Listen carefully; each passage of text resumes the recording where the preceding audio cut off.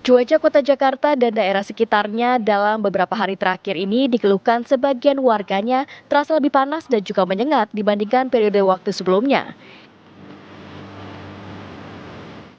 Kita tentu bertanya-tanya, apakah suhu udara panas di Jakarta ini merupakan suatu kelaziman cuaca di bulan Agustus ataukah suatu bentuk anomali cuaca?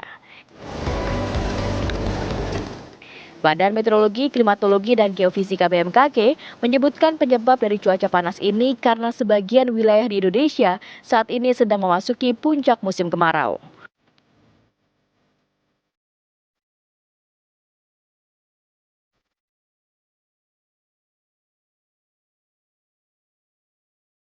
Benarkah demikian? Tim TV One mengabarkan.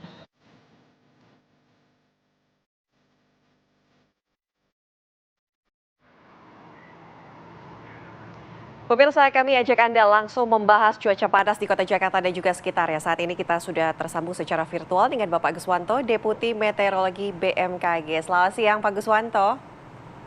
Selamat siang, Ana dan Cecil. Ya, Pak Guswanto, kami ingin tahu nih, mungkin merasakan juga kalau cuaca di Jakarta dan sekitarnya biasanya panas, tapi ini kayaknya lebih panas lagi. Sebenarnya ada apa lazimkah atau ada anomali cuaca? Iya, baik. Jadi Ana dan Cecil, Bapak Ibu semuanya, kalau kita lihat saat ini tuh suhu panas terik yang dirasakan di Jakarta dan sekitarnya itu terkait dengan kondisi khas musim kemarau. Jadi pada musim kemarau itu tutupan awan sangat minim, bahkan tidak ada. Ini terpantau sejak bulan Juli akhir Agustus ini. Jadi tutupan awan khususnya di wilayah Indonesia di selatan ekuator seperti di Jawa, Bali, dan Nusa Tenggara. Dengan tanpa adanya tutupan awan yang menghalangi, maka intensitas sinar matahari itu menjadi maksimal, terutama pada siang hari, terutama pada jam-jam ya, jam 1, jam 2 itu di mana suhu akan mencapai titik maksimumnya. Dan ini juga ditambah juga bahwa perlu diketahui bahwa Jakarta kan sudah begitu padat ya, sehingga angin itu juga terhalang oleh gedung untuk bertiup, sehingga yang kalau biasanya di tempat-tempat tertentu ada pepohonan yang bisa mengurangi anginnya, bisa mengurangi panas tadi, itu juga semakin tidak ada. Itulah yang kami sebut biasanya adalah panas terik harian yang intens. Kira-kira itu, Ana dan Cecil. Oke, Pak, ini panas yang terjadi di daerah Jakarta dan juga sekitarnya ini apakah merujuk pada puncak dari musim kemarau atau bagaimana, Pak? Iya, sebenarnya panas yang kita lihat ini sebenarnya umum khas pada saat musim kemarau. Kalau berdasarkan data BMKG sendiri nih, secara umum ya, itu suhu maksimumnya itu antara 32 sampai 33. Dan kalau boleh saya sampaikan di sini, 3 hari yang lalu ya, bahkan tanggal 19 1 hari yang lalu, itu suhu yang terpantau misalkan di Soekarno-Hatta, itu terpantau 33,3 derajat Celcius. Di Kemayoran sendiri 33,6, dan kemudian di Tanjung Priok itu 33 derajat. Jadi masih batas-batas kondisi normal sebagai khas itu musim kemarau. Oke, Pak Guswanto, kan tadi katanya mungkin tutupan awannya berkurang begitu ya. Nah, bagaimana dengan polusi? Apakah ini Betul. juga berdampak pada polusi yang akan lebih parah lagi dengan cuaca yang cukup panas sekali, Pak?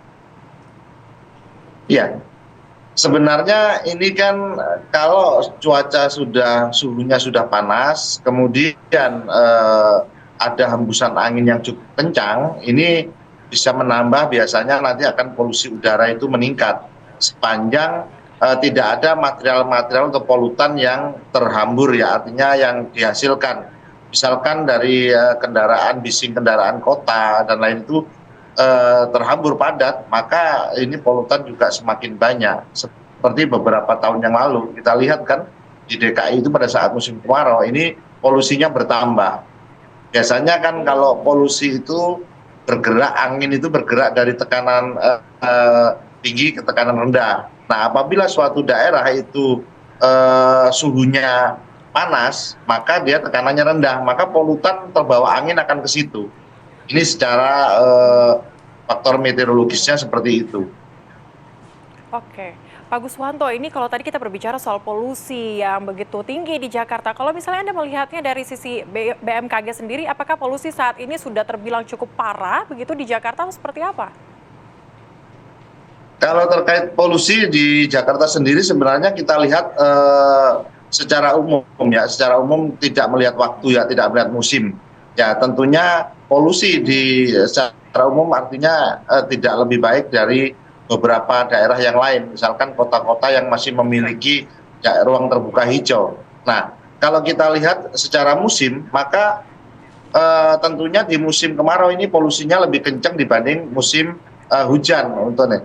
Kemudian kita lihat juga daripada waktu hari, maka polusi udara yang ada di DKI Jakarta itu pada sore hari menjelang jam-jam kita pulang kantor ataupun siang hari di jam kita makan siang itu biasanya meningkat karena sumber polutannya itu semakin banyak. Tetapi pada malam hari di sini ada angin laut dan angin darat yang bisa juga ada polusi di daerah lain, dia akan masuk ke DKI ataupun sebaliknya pada saat tertentu siang hari itu polusi yang ada di Jakarta bisa berpindah ke daerah-daerah pesisir pantai seperti itu.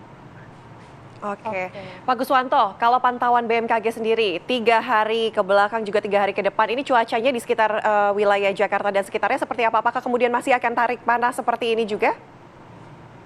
Baik, kalau dilihat dari pantauan atau perakiraan cuaca BMKG sendiri, kita lihat ya saat ini memang sudah beberapa hari ya mengalami tidak hujan, 10 hari lebih tidak hujan.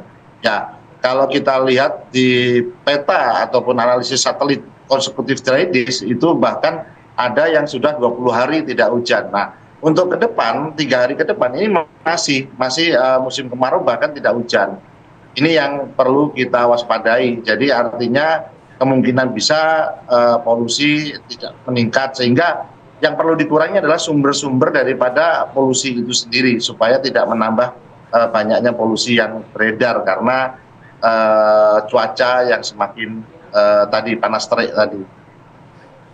Oke, apa mungkin akan ada solusi yang akan dilakukan, Pak? Mungkin seperti rekayasa hujan dan sebagainya?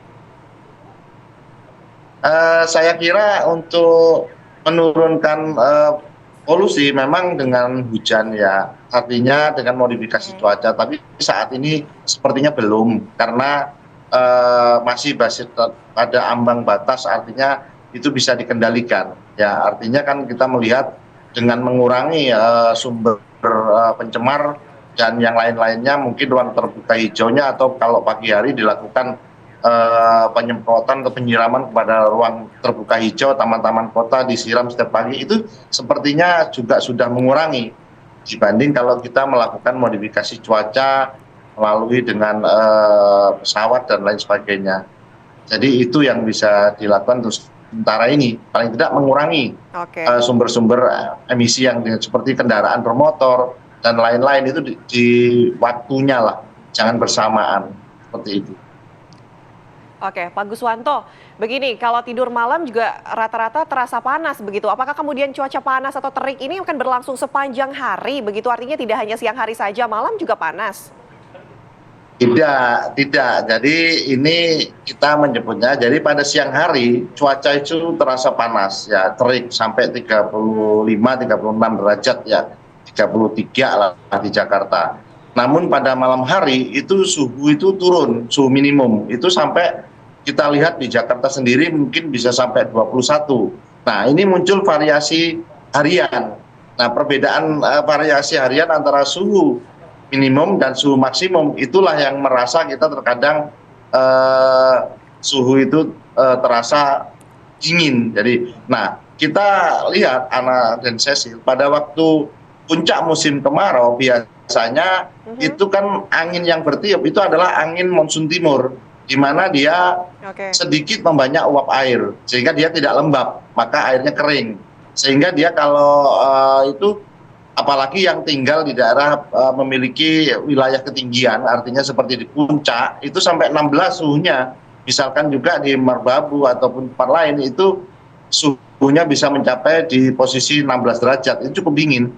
Jadi kalau di ruangan, mungkin masih di kota, mungkin masih terasa gerah.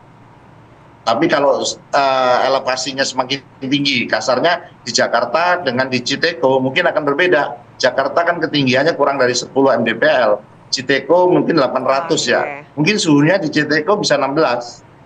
Itu Cecil dan Ya. Ana. Oke, baik Pak Guswanto, terima kasih sudah bergabung bersama dengan kami di Apa Kabar Indonesia Siang. Sehat selalu Pak.